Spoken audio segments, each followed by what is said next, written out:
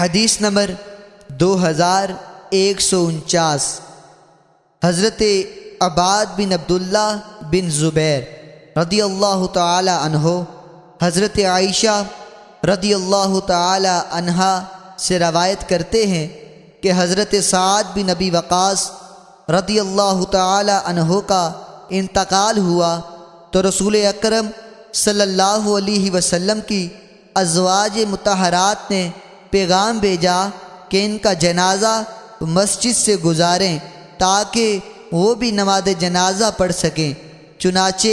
صحابہ کرام نے ایسا ہی کیا، بس اسے ان ازواج مطہرات کے حجرے پر رکھا گیا کہ وہ اس پر نماز پڑھیں، پھر اسے مقاعد کے حجرے پر رکھا گیا کہ وہ اس پر نماز پڑھیں، پھر اسے مقاعد کی طرف باب الجنائز سے لے جایا گیا۔ اس کے بعد ازواج مطہرات کو خبر پہنچی کہ صحابہ کرام نے اس بات پر اعتراض کیا اور کہا کہ جنازوں کو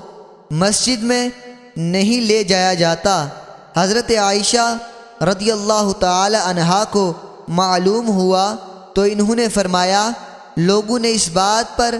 اعتراض کرنے میں اتنی جلدی کی جس کا ان کو علم نہیں۔ انہوں نے ہم پر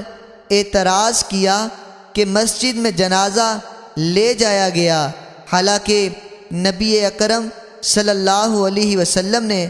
حضرت سہیل بن بیدہ رضی اللہ تعالی عنہ کی نماز جنازہ مسجد میں ہی پڑھی تھی۔